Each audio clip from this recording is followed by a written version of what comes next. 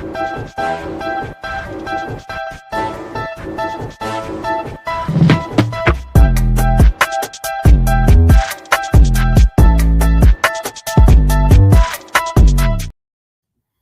everybody. I'm Candid Frank. He's Gary Groob, and our very special guest of the Whitby Steelhawks and Brooklyn Merchants is head coach Ryan Degerden. Ryan, welcome to the program. Hey, thank you guys for having me today. Always a pleasure to talk lacrosse, and I'm sure Gary warned you. The first thing we're going to ask you is, how'd you pick up a stick? So I picked up a stick when I was fairly young. I was born in the United States. I was born in Long Island, New York. That's where my mom was from there. My dad was playing hockey down there. And then around spring of 92, we decided to make the trek up. And one of my dad's good buddies at the time, Craig McGraw, he had his son, who's my age as well, Josh McGraw, said, hey, we're playing this game lacrosse. And 4 years old, got out there. I got some good photos of being out there, but got the big old Brian gloves on, right? As a 4-year-old, you're holding this little stick, and that's what we started with, Whitby Warriors, and that's where I played all my minor lacrosse. So yeah. Well, tell me about the transition. We're not. It's not unusual. Anytime we talk to somebody about lacrosse, once you're in, you're in. It's everybody. Yeah. Most people become lifers. Yeah. Different people handle it a different way. You went to coaching. Tell us about your lifer side of being a lacrosse guy. So yeah, like I said, I played lacrosse since I was 4 years old, and I played Whitby minor lacrosse all the way up. Moved down to the States when I was in grade 10. Played a season of there. Moved back down here, and then played. As a 16-year-old rookie, made the Gales, and then played 5 years there, up and down with the junior A. Then from there, I actually broke my leg in my last year junior A, tibia fibula. My first game back I played down in Onondaga too as well. Came back, snapped my leg, first game back, so I was out for my whole 5th year. So the following year, I didn't really know what I was going to get into. I went out. Leg was still a little bit wonky. Tried out for senior A, Ajax Pickering. Was one of the last cuts there. Then I went over, found out about the Brooklyn Merchants, and then became kind of a mainstay there. And so that was back in 2010. Sorry, I'm trying to look a couple of years back here now, right? So, and got on there with Steve McCarthy, right? And him being coach, love Steve. Shout out to Steve there. We still have a great relationship to this day. And then from there, up and down with Brooklyn Redmond a couple of years there as we're going in there. And then eventually came back, and then as some you guys might know, but 15, 16, I became the captain in 14, and I was the captain until about 2020, until COVID hit. Right. And then we had the special years in 15, 16, 2015. We kind of came out of nowhere. We beat St. Kitts in the second round, who were the host that year of President's Cup. And then we ended up losing 3 games straight to Six Nations. And then the following years, when we kind of had our really special run, 2016, we came through, swept OSL, and then went out east, finished 3rd in Canada, and then just continued to play. And then after COVID hit, I was 30, turning 31. 2 years off, put some weight on, and was like, you know what? I'm not getting back to my playing shape. So before that, in 2019 and 20, I had been talking to Brad MacArthur had been bringing it up to me. And because he had been coaching, at that time, he had taken on the role of being like GM coach of both the Redmond and the Merchants at the time with Crosby, right? And he had pulled me aside, and he's like, I see a future for you in coaching, right? And I said, okay, I hadn't really thought about it at that point, right? And then 2 years went by, and it was 2022, and 2023, I think it was. Yeah, 2023. And I got the call. And Clancy was the head coach of the Brooklyn Merchants, and they needed an assistant coach to come out. So Brad called me up. I thought about it. I had a 2-year-old at home at that time there, and I know because the weird thing with me is if I'm committed, I'm all in there, right? So if I'm making an obligation, I'm not going to be half in, half out, blah, blah, blah. So I sat down with the wife, and we talked, and she's like, you know what, go for it. You you haven't had it for a couple of years. And so I went into it, not really, I knew a couple of guys like Peroni, Lucas Coote, those kind of guys there. And then that summer I just said, yeah, let's go for it. And boy, did we ever go for it, because from there, the defensive coach for Brooklyn at the time, Derek Suttons, was supposed to be the defensive coach. Right. And he had a family emergency at some point. So I ended up taking on both the defensive coordinator positions for both Merchants and BLC at the same time that summer. So let me tell you, when the wife it went from like, a couple of days to 4 to 5 nights a week for the whole summer, because I was doing both, right? And I just fell absolutely in love with coaching. And from there, Clancy got the well-deserved, got the bump up to BLC to be the offensive coach there, and then I was offered the Merchants coach. Mm-hmm. And in 2024, every year we've been there, we've taken another step, right? Another step, and and then I got asked, and then I think it was 2024, I was asked to be the coach, assistant coach with Joel on Steelhawks. Mm-hmm. And then Joel had to step away the following year down for some personal reasons and family reasons as well. And then I was asked to take over the head coaching position of the Steelhawks.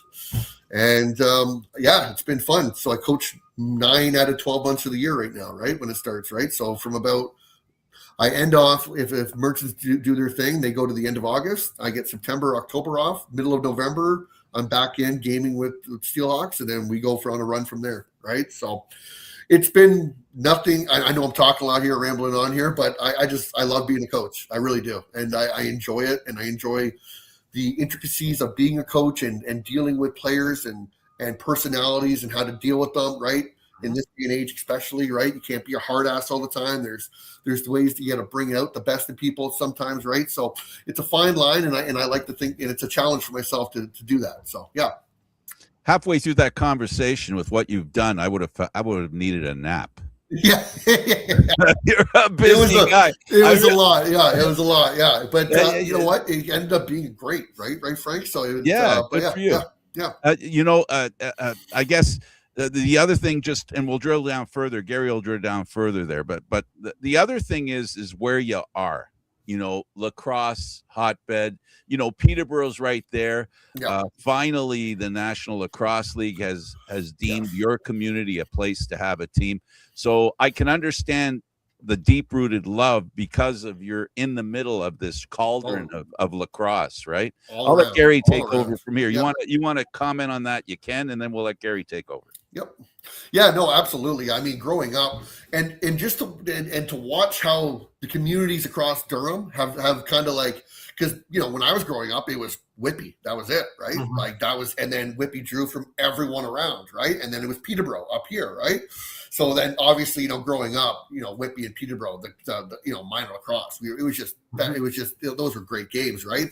But now you've got Oshawa minor, you've got Clarington, you've got Whitby, you've got Ajax Pickering, you've got, right? And all these hotbeds, you just see, and it's a great thing to see and watch how this game has grown. And then to bring in on top of the storied franchises of the Gales, the Warriors, the Peterborough Lakers, the Brooklyn Lacrosse Club, the Brooklyn Merchants, all that stuff right inside here. And then you bring in the NLL team, like you were saying, Frank, and you've been to the games, you've watched the games. There is a fire here for that, and I really hope that the Oshawa that people embrace them for years to come here, because it's great going to the game. The lacrosse community is so small, right? And you walk around and you get 10 feet, you see somebody else, you want to talk to them. You get to walk another 10 feet, you see somebody else, right? It's almost like you can't watch the game because you're talking to everyone, you're catching up, right? Over the years, right? So yeah. Yeah, I agree with you. I found that too in the Firewolves games. I can't go 4 feet without having to stop and say hi to somebody. Exactly. I've never really experienced that in another arena to that extent. It's wild being in the Clarington, Oshawa area and just seeing all that. And everybody is so relieved to have it. And everybody can use that as a center focal point. Exactly. And it's great to see. It's really awesome to watch that. And you can see what a great place to pick was just, and what a great venue to be right in the middle of there. Right. And just how much the area around Oshawa and Durham right there is exploding in population too. Right. Like I said, I really hope the Firewolves can get on the right track. They're not on the wrong track at all, right? They're having some tough things to figure out, right? But they've got the young skill there, and I think it's only going to get way better there as well. And they're going to be a powerhouse for years to come, I think, right? So plus downtown Oshawa, they've already started revitalizing it. Now they have that excuse to really revitalize, really bring that city into the forefront. Absolutely. Now I want to dig a little bit deeper back into your playing days, and I want to talk about back to the early days and what was it like to play for such an organization as Whitby as a kid. It was special. Growing up, and there was also an expectation every year when you were playing there, right? Because of just you watch every year there was you got your team, your A team, your B teams, right? All that stuff. So I was on the most of the time I was playing with my head coach at the time. Most of the years was Ed Dirks, right? So played with Adam Dirks and then Johnny Hughes, Mitch McMichael, a bunch of guys like that. We had a great team. Like it was. But it was just, you showed up and it's hard to compare to now. Like I didn't get, with my coaching career, I went straight to senior lacrosse, right? Like I skipped the whole minor thing right now, right? So, and I hear my friends that are coaching with minor and you hear the stories, and obviously coaching has changed over the years, just like everything evolves over time, right? But, growing up, there was an expectation, you weren't playing well at 10 years old, 9 years old. You don't play, like you weren't playing in the provincial game, right? Like there was an expectation. But what I think that did was, to a lot of our guys growing up and people that were older than me and around my age, was that put a sense of pride into how you played and how, when you showed up to the rink, and just like how I coach now, guys, it doesn't matter who we're playing. You're coming here. It's business for 2.5 hours, 3 hours when you get to that rink. It doesn't matter who you play. It's what's in this room right now. You show up and you try to be a better lacrosse player than you were before you got there. Right. And that's what kind of was instilled with us was practices. You go there, you're getting better every time. Game times, you show up in a professional manner, and just growing up in that, it kind of just, it builds your character and who you are. Right. So, I look back on it. We had a lot of success. I think it was 5 or 6 provincial championships, right? Multiple field championships growing up. Right. And that kind of stuff. So, it paid off in the long run there, right? But growing up, and I look back on that, I think it kind of shaped on the player that I was, and what I demanded of, when I was playing and I was captain, what I demanded of my players in my room and on the floor, the effort wise, and the being attentive, being prompt, and all that stuff. And now to my coaching career, how I coach as well, and what I demand of my players. Right. Now, when we talk to the guys from Peterborough, Orangeville, some of the guys out west, and they talk about the key influences and a lot of the veterans coming back. Is it the same thing over in Whitby when you were coming in there? Your key mentors or influencers? Yeah, absolutely. You live off the names there, right? Like that are there before you. Growing up, I guess a couple of ones before us, you had your Zach Greers, the big names up there, right? The big name coming out of our age group was Mitch McMichael, right? Coming out, he was a great player. I'm still friends with Ryan McMichael, and then my parents were great friends with McMichael's dad and wife, and it was good.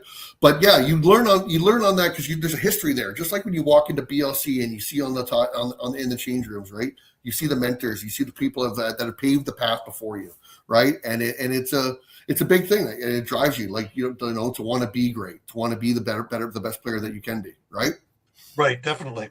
Let's talk about some of the teammates coming up and the guys who really took you under their wing as you were coming up to bring you into the right direction. So that'll take me right to probably, I'll go right to the Gales area, because with minor lacrosse, you're always with the same age groups, right? So, but with Gales, right away, AJ Wards, the Shane Sargents, JJ, I forget his last name right now, but those kind of guys, Evan Robichaud, Craig McDonald, those are kind of like the veteran guys that got brought in. I was one of, I think it was me, Adam Dirks, Mitch McMichael were one of the 3 rookies that made the Gales our first year. Right. And, but being taken in and then on that trip now, especially because when I started playing with the Gales, we played, my rookie year was 2007. So the Gales were coming off of 2006, the Founders Championship, which is actually their last Founders Championship, right? Right. So a lot of expectations were there. Crosby was the head coach, Jonas Dirks, head coach, and friends to this day still too, right? But coming in, especially to an organization like the Gales, such a storied franchise. Right now, they're celebrating their 80th year this year, right? With Doug Louie, being at the helm there for so many years, right? But like that organization, and that was just like, that came from going from Whitby minor lacrosse, where, you know, there's an expectation, where the Gales just took it to a whole nother level, where it was almost like a professionally run organization in there. It's so well run in there. Yeah. And the players in there, they take you under their wing and they teach you how to do, as you know, the saying, FHPT, family honor, pride, tradition, right? And that is a mainstay there, where that teaches you how to be a player. And I feel like the players that are lucky enough to play in the Gales organization, then I get them in senior lacrosse, and you can see some differences from other players from other organizations and how they conduct themselves. Not that it's their own fault; it's because they weren't part of the environment of, like, say, an organization like the Gales, right? Yeah. So those kind of guys, just, they took me under the wing and they taught me what it was like to be like, and, you know, you caught on. And then obviously the demands and expectations and standards that Jonas Dirks and Jason Crosby lay out in front of you there. And I think we had Brad MacArthur there, Paul Stewart coming in before too as well. Those guys, I mean, as you guys know them, they're high expectations, high standard guys, right? And if you don't meet them, they'll let you know. Absolutely. Yeah. The aha moment. And I love getting into this. When did it click for you, saying, this is where I want to be, this is my life, this is where it's going to be? That was as a player. As a player, my aha moment was, okay, I'm pretty good at this lacrosse thing. And it was around grade 10, where I came back from the States. I had played down there, and I had led the varsity team to the state semifinals down there on Long Island.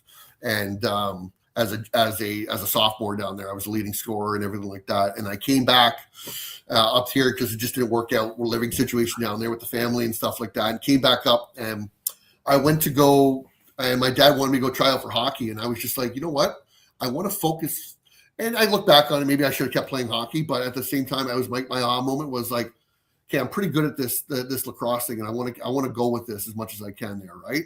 Right. And that was kind of my aha moment for when I was playing, right? It was about grade 9, grade 10, where I kind of started seeing myself especially in the minor lacrosse there, separating myself especially in the A group there. That was my aha moment. My aha moment for, I would say, coaching was what was it? It was the playoffs of 2023, and we were playing against Six Nations there, and it just kind of clicked for me. It was that whole summer was just, like I said, it was crazy with me coaching both BLC and Merch, and it was kind of just sitting there like, okay, this is where I want to be. I was sitting in the room one time, and I was sitting in the coaching chair, and we had just had a big win against Six Nations there to push it to game 4, I think it was, and I sat back in my chair and I was like, this is where I want to be. Like, this is where I want to be. I want to be coaching, and I want to see how far I can go with this, right? In terms of coaching, because I'm very into the intricacies, systems, and this and that, and just dealing with players. I love being in the locker room. You know what I mean? Right. So those are my 2 aha moments there at those points in time in my life where I was like, you know what? I want to see where this coaching thing can go. And not to benefit myself, but to challenge myself to see how far I can take this and see it. And so far, I've gotten a pretty good reception from my players in terms of how I coach and the style of how they like me and how I coach. Well, the energy that you just even on the show, the energy that you exude is easy because, you know, when you fake it, people know it. Yeah, and have that realness. And, you know, being in the trenches with it just rubs off on your teams. And it's no wonder that you're known as a player's coach. Yeah. You know, to be there for them, not just for on the floor, but to be there for them.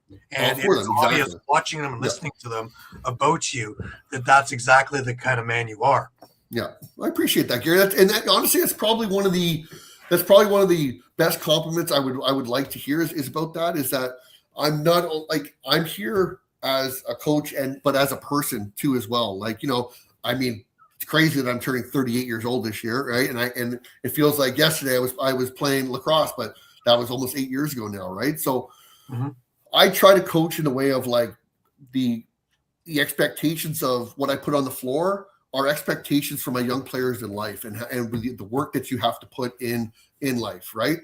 And show up every day and put your boots to the ground and show up, because if you don't, nobody else is going to do it for you, right?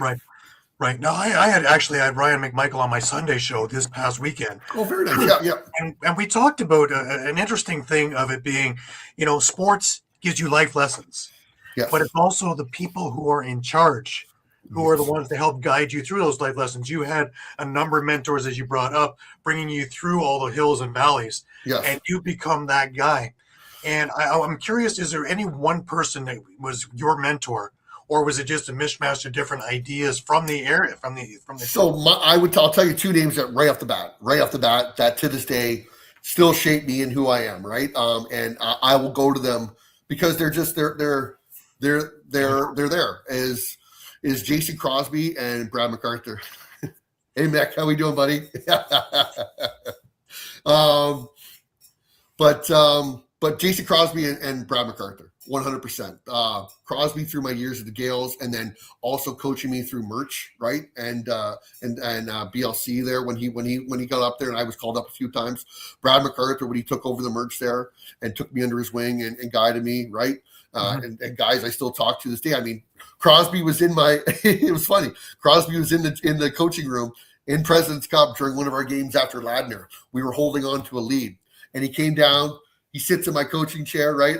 We're having a beer, and he goes, "Okay, this is what you're going to do next time. 2 minutes left, right? Boom, boom, boom, boom, boom. Here, right?" And it's something that was a great one. Was just, hey, you're on your offensive ball side. Keep three of your nearest on your ball side, your bench side. 3 guys, so that when you change, you got 3 guys come to your bench. You get defensive guys on your floor, right? Don't have 3 guys on the off ball side, right? Right. And that just a little thing like that stuck with me, right? Because now I do that on a regular basis when I coach. Now is we're holding on to a lead down the stretch. I want 3 righties out the board here or 3 lefties down here so they can come right to the bench. Something like that, right? And Brad's always checking in on me, always messaging me. So I would say those 2 for sure. Right. Are my 2 biggest ones that have molded me the most in terms of who I am and how I like to coach and what I want to represent as a coach. Right. Now let's talk about moving from junior into the senior BLC and the difference in speed, the difference in mindset. What were the differences for you that were the adjustments that were needed? Well, we talked like playing wise, right? You're talking about there, yeah. So I mean, junior, just coming straight from the Gales, and especially not playing from my 5th year there, right? So coming in trying to play, then I'm going out and playing senior A, and I'm playing against. I'm going out there, and there's probably at that time on that senior A team, I think there was probably 10 to 12 NLL guys that were going out playing on that senior A team. And you know what it is it's how you and everyone talks about this. The skill level at for the most part, ALL to NLL, right? Yeah. The skill level is there. A lot of guys have the skill level, right? It's the way you think the game and how you think the game, right? And how fast you can process the game at that speed there, right? Are you thinking a couple of steps ahead? Because the stick skills are there, the shooting skills are there, right? But for me, is when you're going up there, especially when I was playing and I would go up there and I would get called up to BLC and I'd go out there and I'd play against and I'd be out there playing against Peterborough. And I'm out there covering, the Sean Evans, the Scott Evans, the Vitarellis and all that stuff, right? And how they think the game. And I use that, you turn your head for a second on just to right?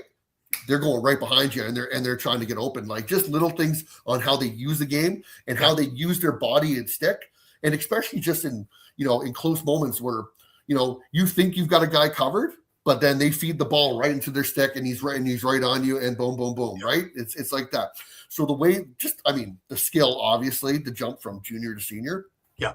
But the way they think the game, right? And then I take that from my playing days about, and then I try to incorporate that into my coaching and how to coach, right?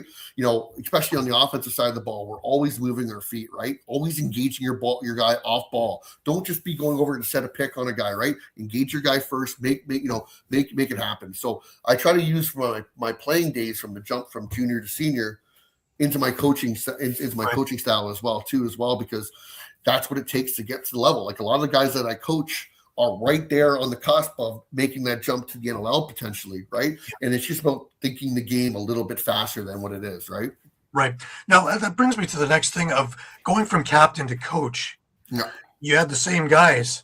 Was it a little strange for them and for you when you first moved in? It was actually, because it was such a fine line, because you have to draw the line in the sand, right? You're like, I'm known as a player's coach, but at the same time, you've got to be not the disciplinary, but you're there to set a standard, right? Yeah. And you don't want to cross that line and blur that line between player, coach, or friendship. Outside the rink, have a beer, whatever, like that. But on the floor, in the room, you've got to have that expectation of there's a standard there. The player's room is the player's room, right? The coach's room is the coach's room. And that was fun. That was weird at first, because I'd be talking to Lucas Coote, who I played with for 10 years, and now I'm coaching him, right? Now I'm the head coach, same with Peroni. And there was at a certain time there before he got traded with like Josh Gurry, right? Where, Justin Bragg and stuff like that, where they would come up to me and they would talk, right? But then, we're both looking at each other like, I can't really, talk to you the same way, right? As a coach. But it's something that I've had to fine tune over the last 3 years of being a head coach, is finding my niche and how to speak to players, and not being an asshole, part of my language here, but also being, a leader in the sense of, I'm setting, because I like to say accountability starts at the top there, right? And how I conduct myself goes right through to the bottom there, right? It goes from the coaching staff and management right through the players, right? If the coaching staff and management aren't accountable, if they're not setting high expectations, how the hell do you think your players are going to react to you? And how do you think they're going to answer to that? When you demand something of them, they're like, well, you don't do that, right? So that's where I'm at, where it is like that fine line of being a player's coach and then being a coach as well too, right? It was fun. It's good, right? So yeah, accountability and standards, those are really key. And really key. You've set the line very, very strongly on both of those. And I think that's a huge point of why it works so well. Yeah. I want to get into the Ontario Series thing, and I want to get into specifically last year and what was so magical about the season. Because the year before, you've always been on the cusp, and now everything clicked. And especially as the year went along, and I remember talking with Prouder about it, is that he's brought the culture back into the Brooklyn organization, that we play for the front of the jersey, not for the back. You play for the Brooklyn logos, not for the name on the back of the jersey. And that's the way, 2 years ago, when Brad finally, I think it was 2 years ago, right around this time, Brad MacArthur took his full-time job down in Florida there to be I think the athletic director of the lacrosse, kind of general manager for his college program down there. Right. And then BLC was looking for a replacement. And me being very good friends with Prout and coaching with Prout the season before, because Prout the season before was the offensive coach. Crosby was the head coach, and I was the defensive coach, right? But I've known Prout for years before that. We're very good friends. And I just know the type of standard that he brings. And I had to, egg him on a little bit, get in there and try to get him to get that, because I wanted that connection between BLC and the Merchants to be that one organization where BLC is drafting in the Major Series Lacrosse draft every year. Those young players, they come down to us. We develop, or the players that don't make the roster at the time, they come down to us. We develop them. We become what we're looking to be, is a perennial powerhouse, in the sense of we're always refreshing. We're always getting new guys coming in. They're learning how to win the Merchant, or the Brooklyn way. I should say, not the Merchant way, but the Brooklyn way. Yeah. And what we are. But now we're connected. We're always talking. I'm always talking to Joel. I'm always talking to Brad, to Prout, right? To Brad Reed. We're always seeing each other, because we come out of the same room, the same coaching room, the same dressing room. Yeah. In that sense, it has brought, I guess you could say, almost a resurgence back to Brooklyn in itself, in the senior scene, right? Where the BLC has become a top 3 program in the senior A, and now the Merchants, we're back into being one of the top 2 teams in the league. Us and Six Nations, right?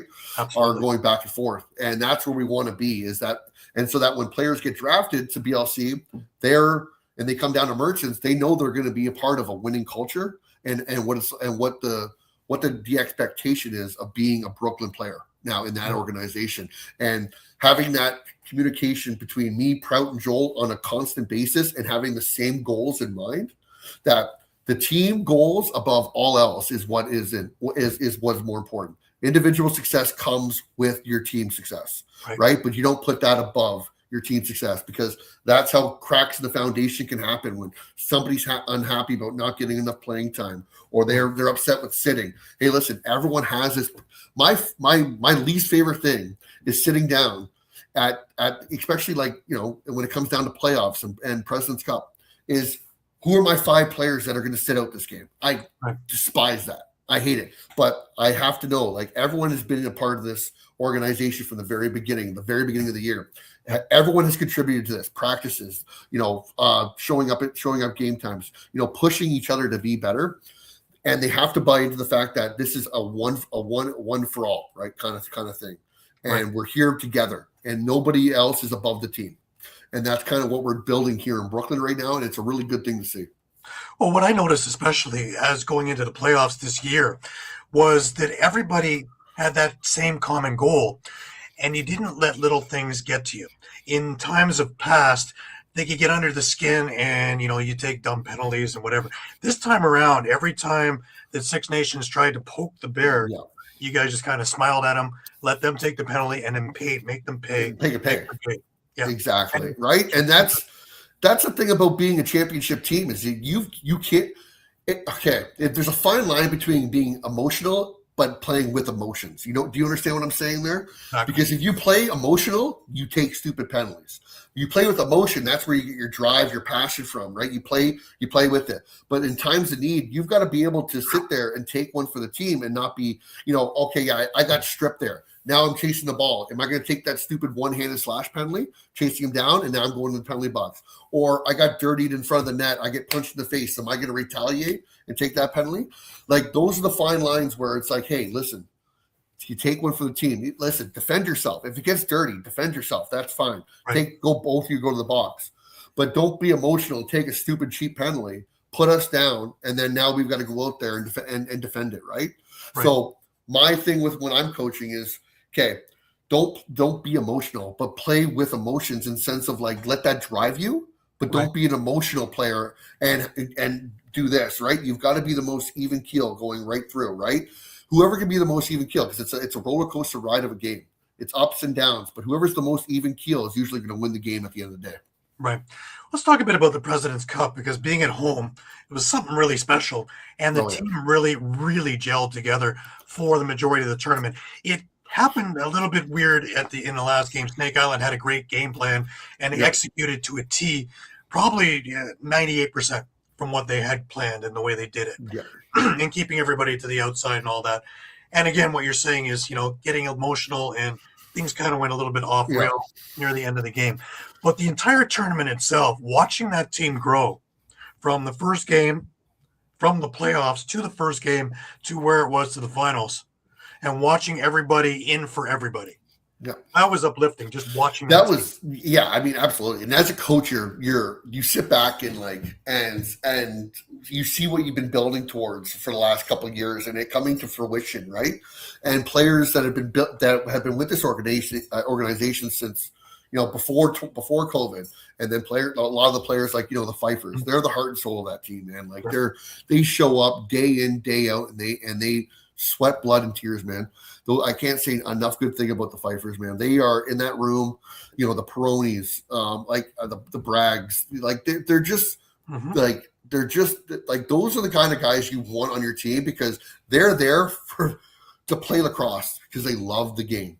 Yeah. And then watching the group come together and the way they became a family, because it's majority of the time, I would say 75% of the group from 2023 was here in 2025 last year for President's Cup. Yeah. And then we added some pieces in and around there, like the Mariniers, and the guys that we added were incredible. And they were vouched for from the Will McLeod with him getting drafted. He vouched for Saris and Marinier, and they came in, and they're just guys that just love the game. And so you saw, even though we were adding pieces along, we were adding good pieces to the locker room. They were good people. Right. And they came in and they bought right into what we were building, and seeing that and the expectations that I have and that Mark DeBrone has and that Gavin has in that room, the expectations and the standards and the accountability that we have, it goes throughout, right? Like there's no it's constructive on the bench. You come off, you say, hey, what'd you see out there, right? So building towards that, it was such a special thing to watch. And then getting into that last game, like you said, 12 at what was it?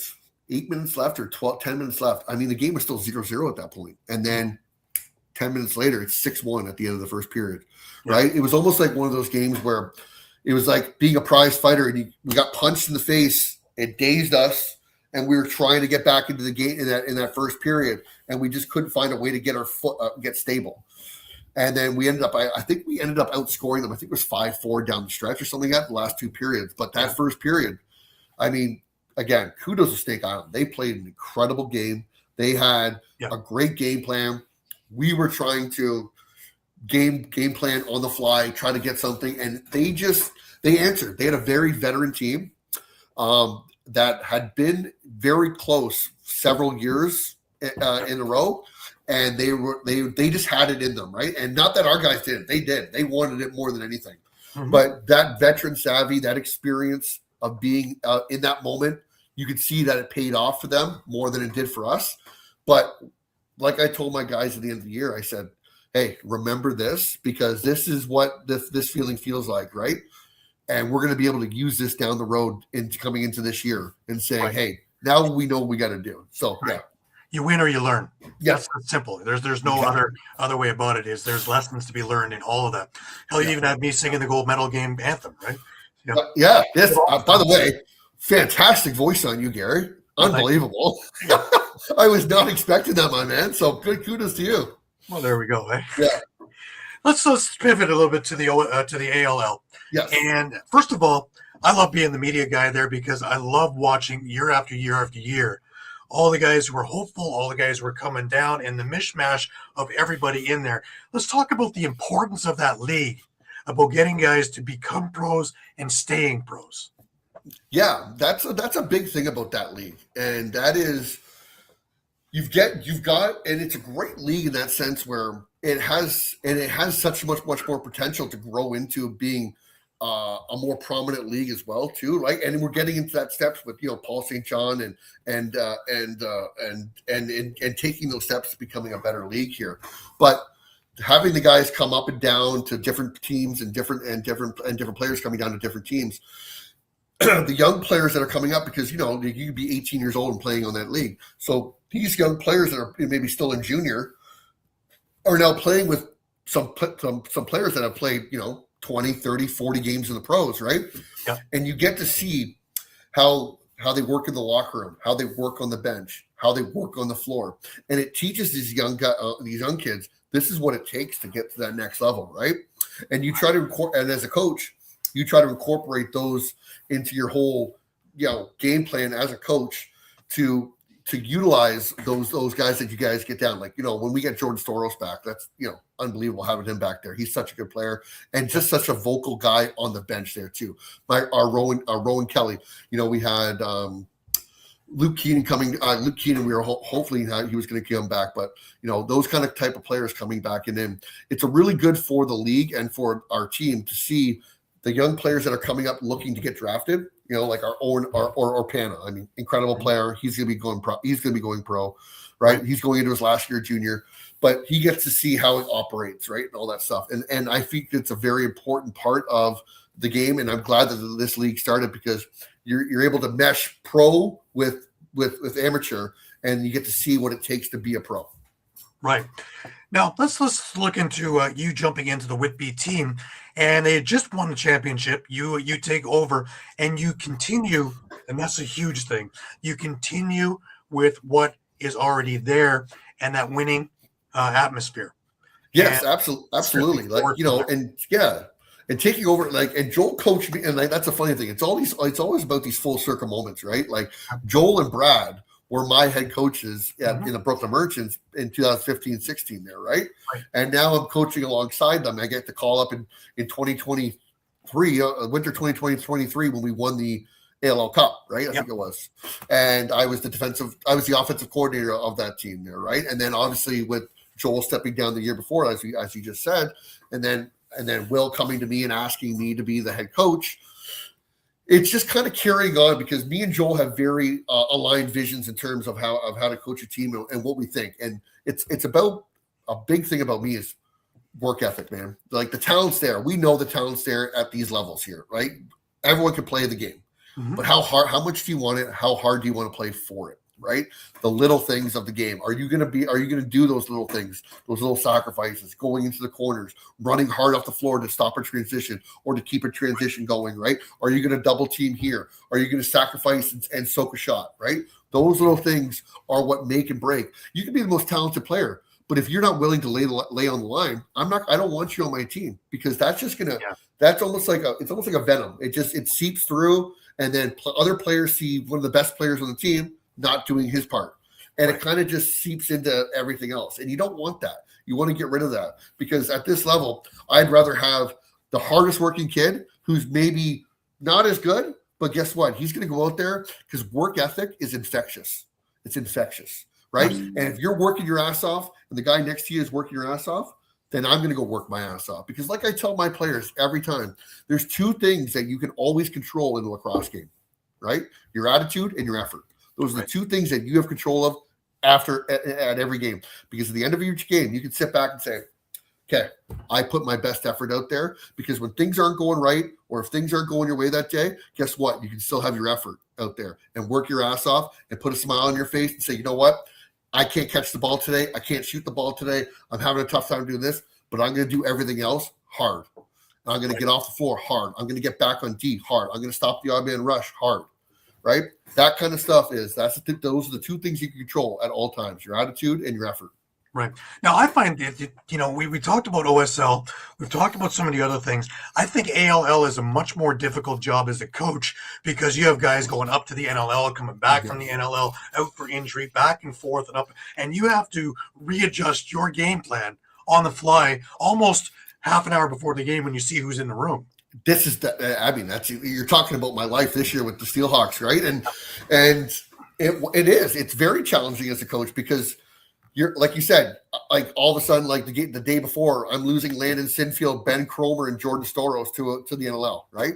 Now I've got to fill those three massive spots with somebody with other players. I've got hell of a talented players, right? But at the same time, too, with the NLL, I mean, like. There's not much practice time if there isn't any because players are coming from Ottawa, they're coming from Hamilton, they're coming from London, and it's hard to get them to come in during the week to come practice and then come show back up on the weekend as well. So implementing systems offensively and defensively is very difficult on game day there. So you're trying to get just a semblance of a system that everyone's comfortable with, right? And then as a coach, you're sitting there going, okay, this guy can't make it here. There's an ice storm out in Ottawa. Those Ottawa guys can't make it here today. So we're going to have to do this, right? So as a coach, it keeps you on your toes on game day, if not the day before, about who I'm going to be playing that day, right? And utilizing everyone in the best player. Like, okay, I'm going to bring this guy up. He's going to be transition. Okay, he's going to start at the back door in the second period, and then go up on the O door in the third period there, right? So you're trying to utilize your who you have in front of you to the best of your abilities to try to harness as much as you can out of these guys to win the game. Right. Because you had a strange year because you guys started off slow, but there was a guy in your corner. That was me. I know you were. Gary, I saw you there. I saw you. Yeah. But just like you say, even in the power rankings, keep mentioning it. There's just too much talent for this team to be sitting in 7th or 6th. And it's going to be, there's not long before it moves up. And sure enough, you put together a midseason streak and you are white hot. You're the hottest team in the league by far, and just eating up the rest of the teams. That's when I wanted to see the playoffs. That was the team that I wanted to see. But, as things go, like you say, you lost Sinfield, you lost Storos, you lost a few other guys to injury as well. Yeah. And then, here come the playoffs, and it's like, Six Nations gets their big win. And it's unfortunate that it didn't happen the other way around. But, again, it's life lessons. It's learning how to adapt, right? It's learning how to adapt. And the biggest thing, like I said there, me and Brad were talking the day of, and then we're talking with Will is, hey, listen, we're going into the game, with the ALL being at 20 runners, right? You led to 20 runners, 2 goalies, right? We're showing up with 17. We've got some major guys out, but we've got a good depth on our team there, right? We've got great depth, great players there. but it was a lunch pail kind of, blue collar attitude. We had to come in there. We knew if we were to win that game against that kind of Six Nations squad, it was a lunch pail, tie your work boots up and go to work. Because if you didn't work, you were going to get your asses kicked, right? And we put in a solid effort in that first half there. It unraveled there really quickly in the third quarter. Yeah. And I was trying to figure out ways to stop the bleeding. And it was just a lot with, asking, we had 16 runners. And again, not making excuses, but you're trying to move guys here, move guys up. I had a couple guys down, had to go down a couple of shifts with injuries. So I'm taking guys from the back end, Scotty Reed coming up, playing left DO, go out there. Okay, start on the D door. You're pushing the ball up this way. We lose Curtis Conley. I God bless his soul. Like, he was so upset that he had to leave, but he had a duty to do it. And he told me about that. He had to be on the bench for the Firewolves with Lenny Clark. And I said, dude, you got to worry about yourself. I understand, right? I know how much you want to be here right now. Like, he came to me at halftime, gave me a hug. He's like, I'm so sorry, Diggs. I said, listen, it is what it is. It's life. We got to learn to deal with it. No, we're not going to have everyone all the time. And we got to focus on who's in the room at that moment, not who's in the room at that time, right? We have to come together as a team and figure that out, right? And unfortunately, we couldn't figure it out this time around, right? And the game got away from us. But kudos to Six Nations, man. Are you guys still there? We are here. We're here. We can hear you. I just can't see you. Your picture just went. My picture just went there. Sorry, guys. I don't know what's happening. No, don't worry about it. Well, when you talk about players losing players and having to bring players in, anyway, I'll speak. I'll speak anyway. When he talks about what he's talking about here, where when you lose players, it's about chemistry, and it's not about replacing a 5'10" guy with another 5'10" guy. There's more to a player, and it's more of it's a chemistry experiment for a coach, and coaches that understand what pieces you can add to make that chemistry work. That's the key, and that's the challenge he has. And sometimes you just don't have the horses to figure out how to use them. So that's the challenge of a coach, is to ensure he has the guys to do the job, or I should say the challenge of a general manager or the coach, if they're the general manager as well. There he is. He's back in. Guys, I don't know what's happening with my screen right now, but I can still talk. So we can. Yeah, you can still talk. I was just saying while you were gone about your job is also part chemistry, right? There's motivation, and then there's chemistry, where you lose a couple of players. And I was saying to Gary and to the viewers, you can't just replace a 5'11" guy with another 5'11" guy. That it isn't that simple. It's about chemistry and how players fit in as a group. And I wanted to jump in on your point about working hard, the work ethic. The problem with talented players who don't work hard is they make it easier for the other team to score than they can. And that's where the problem comes from. And that's where it starts.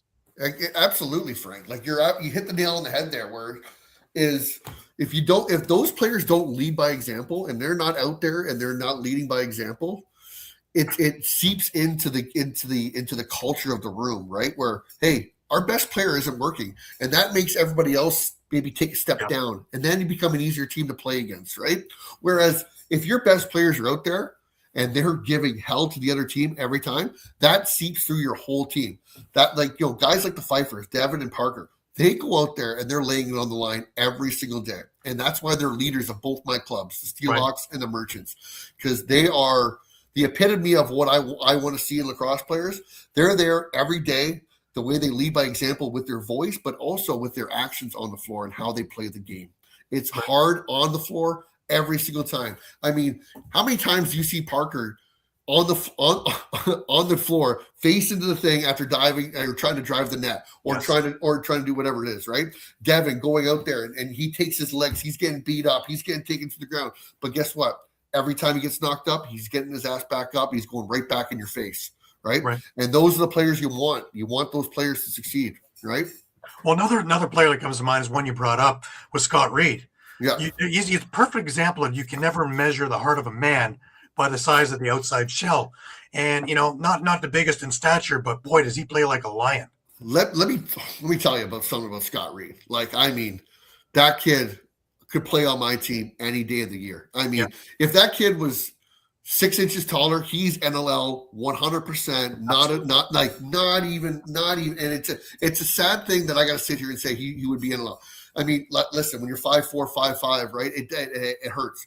But the way he plays, I mean, I've never seen a player get more beat up on the faceoff circle than any other player. I mean, he's had 3 different slashes on his chin and stitches required in the last 8 months, right? Because he's in there, he gets dirty, he gets back up, and he'll take it and he'll go right through the floor. He's coming off, his bucket's on the side of his face, he's doing this, but he shows up every single game. The way that he plays, and like I said, like those are the players that I want on my team that epitomize of a player that the coachability is what I'm trying to get at here, right? Right. That they're out there and they're leading by example, not just with their voice. They don't talk, but they walk the walk. Right. And players like Scott Reed, the Pfeiffers, the Liam Osborns, I mean, those are the guys that go out there and they just lay it on the line. And not only being the best players at their position on the team, but being the hardest workers too as well. Right? As Frank was saying, you need that. You need them, and I'm not a coach by any stretch, but I like to think that I try to pay attention to how things work. Those guys that you're referring to, those are the guys you tap on the back. You tap the back of a star player and you tap him on the back and see what he's doing. I need that from you. If he's willing to do it, you should be able to do it. You got the talent to even be better than him.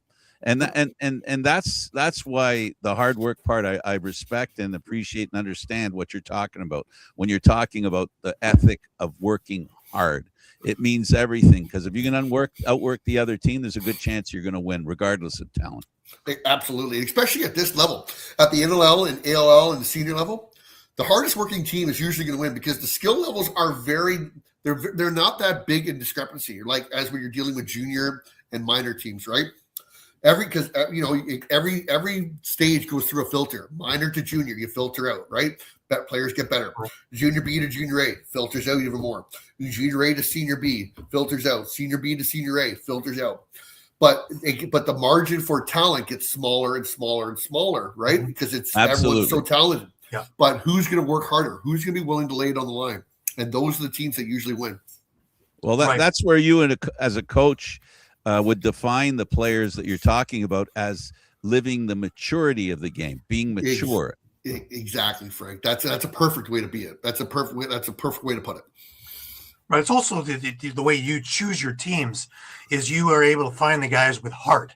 Because you can't teach heart. You can teach the skills, but you can't teach heart. It's like heart is something that just players are born with. They're there with, right? And you can see it in them. The way that they, what the biggest way, the way I like to put it is the way that I really judge players on how they practice, right? Because you have to, if the way you practice and the way you push your players in practice is going to tell a lot about me about how you're going to play the game come game time, right? If you're going out there and you're just, blah, blah, blah, this is this, I'm going to get beat on defense, let this guy go around, it's just practice. We're talking about practice, little Allen Iverson there, right? Listen, that's not going to get you to where you want to go, right? Practice is a time to get better and push your players to get better, because every time you're on that floor, you need to value that time on the floor to be getting better, because I can tell you right now, other teams and players across the country are working harder than you are right now. And if you want to get to your ultimate goal of winning a President's Cup, winning a Man Cup, winning an NLL Cup, winning an ALL Cup, you got to be willing and knowing that somebody out there is working harder than you. And you got to be able to sit there and go, you know what? I'm staying the extra 10 minutes to do shots and passes. I'm doing this. I'm going to push my guys to work harder in this drill. And that's kind of what I want to – that's kind of the way I push my guys come practice time. Hey, we're here, right? I run a high energy, high octane practice, but it's about quality over quantity in my terms, right? I go hard for 2-3 minutes, push yourselves, because in a lacrosse game, you're tired. When you're tired, your thinking goes, right? And you want to be able to think the game. So I push my guys high octane, high speed practices, but thinking with pressure, right? And it really helps my guys play as the season goes on, because you're tired, but you're still be able to think straight, right? Right. Ryan, I've heard from some coaches. They don't like saying it, but I've heard some coaches talk about watching the warm-up and being able to tell if the team's ready. Oh, absolutely. That's That's Frank. Oh, absolutely. I tell you this. There's been a few times in my coaching career where I've gone out and I've stopped the warm up and said, "What the is this, guys?" Right? Like, what? No, because you can see it right out there. And even a couple of times during the Steelhawks games this year, and even some Merchants games where we're going out there, we're playing a lower level team, and how hard it is sometimes with players to keep them at the level that they're accustomed to playing and not playing down to your level to that, right? And they go out there, they take it a little easy, and then boom, in that first quarter, that team is ready to play because guess what? They've got nothing to lose. They're coming out and they're putting it right in your face. And sometimes you're not ready. And I would sit back and go, I knew it. Because the way you guys are warming up, you guys weren't there. And that's what I preach to my guys. Hey, you're here at the rink. You're on point. It's business. It doesn't matter who we play. It's about what's in this room and who we are as a team and how focused we are. You go out there, your warm-ups are on point so that when come game time, you don't have to turn it on. You don't have to just turn it on all of a sudden. You've been in there for the last hour. You've been working on your pass, your shots. You're pushing yourselves. You got a little sweat going. You're ready for game time. So, Frank, bang on there. A couple times in my career, I've had to go out and say, wake up, guys. Let's do this, right? Yeah. It's not something you want to tell people. No. That's not something you want to talk about. I know from hearing it from coaches over the years that I've covered a lot of junior college, university, even pro teams. That thing that a coach does is about making sure the players are ready to play. That's the number one responsibility you have, is to make sure they're ready to play. And if they're not ready to play, doesn't matter how good they are. Yeah. And you know what? That shows a lot on and that's where I talk about accountability, standards, excellence. Absolutely. That comes from the coaching staff there, guys, right? And that's me coming in, talking to my leadership group, because they're the voice of the room. I can go in there and bitch, moan, do all this and try to rah-rah them. Hey, listen, from being a player and being a captain of a team, it's based on that leadership. So from the coaching staff to the leadership group, then the leadership group to the rest of the team. That everything's got to be aligned, right? Everything's got to be aligned. Everyone's got to have the same vision, the same goals, the same work ethic. And so when I talk to my things, I'll pull my guys off, right, and say, go talk to them right now. Get this going right now because there's something not clicking here. Get these guys going. Get everybody on the same page right now, or this is not going to go our way. Absolutely. Now, just before we wrap up here, a couple of small questions about you is, what have you learned about yourself that you didn't know when you first started coaching? I would say I didn't have how much patience I needed to deal with players, and especially in my first year, because I guess you always relate back to like the person that you are and the player that you were, and you just kind of it's kind of second nature to expect that of other players, right? Yeah. Instead of trying to, and then as a coach, learning to instill that in other players and set that precedent, set that standard of accountability of hey, this is what I want as a coach. So I would say in my first year, I would be a little bit I'd get a little bit irritated really quickly because some players weren't doing what I wanted, but I learned really quickly, hey, you've got to preach that, you've got to be that, and you've got to show that, and you've got to draw that line in the sand, because it doesn't matter what player it is. You can't have preferential treatment of players. You've got to treat every single player in that team the exact same, because if players start noticing you start giving preferential treatment to other players, that seeps through a team. So it doesn't matter if you're the captain of my team or whatever, the 25th guy on my depth roster. You're treated the exact same way. You're treated to the standards the exact same way. And if you cross that line, you'll be dealt with. Right. And what do you want to be known for when it's all said and done? Well, you know what? I want to be known for as a coach that, and as a person that wanted to do what was right for his team and be known as a motivator, and just not in just the game of lacrosse, but in life as well. Taking skills from the game of lacrosse and being able to apply them in life, into work, in your personal life, into relationships, and showing up. And that comes down to just showing up. Right? Showing up and being there and putting the work ethic in, because as I said at the beginning of the show, nobody else is going to do that for you. Right? And so the way I coach is, you're here, you might as well show up and put your effort out here. Right? Because if you're just showing up to show up and you're going to let life pass you by, you're going to miss a lot of opportunities, guys, right? Come here, take the most of your opportunities. Don't think about where you could be. Take advantage about where you are right now. Right. Yeah. Absolutely.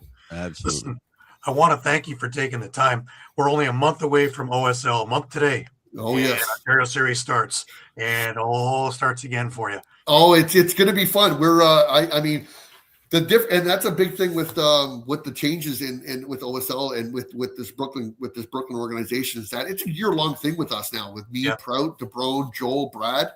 We're always talking all year long with the MSL draft comes along. So we've been preparing for this. We'll be releasing our training camp dates here. I think the next day or two, right. And then we hit the ground running May 2nd versus Ennismore up in Lakefield, and we're ready to get going.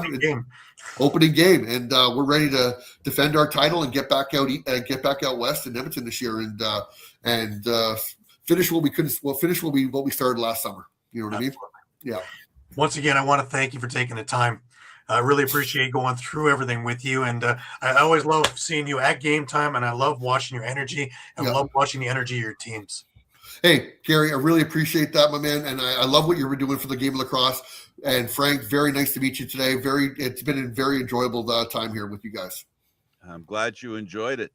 Of course, Gary Groob, co-host. I'm Candid Frank Stanisci. And of course, we had Ryan Degerden. The Whitby Steelhawks, and I guess we had a little incident. His microphone wore out his camera. Sorry, guys. Yeah. I talked a little too much. It was a sign there. Hey, his microphone took over, and the camera said, "I can't keep up. Forget it. I'm moving on."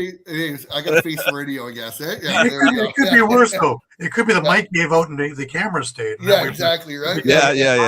Absolutely. The mic's the most important thing. We can tell you stories about how we make sure at least we can hear somebody. Exactly. I have technology for that. It's an elastic band. In talking to him, Gary, I think about this season, and I'll bring in an example of what I've learned about coaching, and I'm not a coach, and Degerden will know that one of the things that happened with the Maple Leafs was that their coach at the beginning of the year, the team was having trouble with getting on ice at the right time. They were getting multiple too many men on the ice penalties in the same game, which tells me the guys' heads aren't in it. And then we saw a game, the big game when Marner came back and Matthews couldn't make it to the other end of the ice. Now, people might point at the players at that, but for me, and I'll say it with Degerden still in the room, that's a coaching issue. That's not making players accountable. Matthews should never have been on the ice if he couldn't skate back to his own end. And that's what accountability looks like, folks. And that's what makes teams great, is that they make themselves accountable and don't make the mistakes that'll kill you.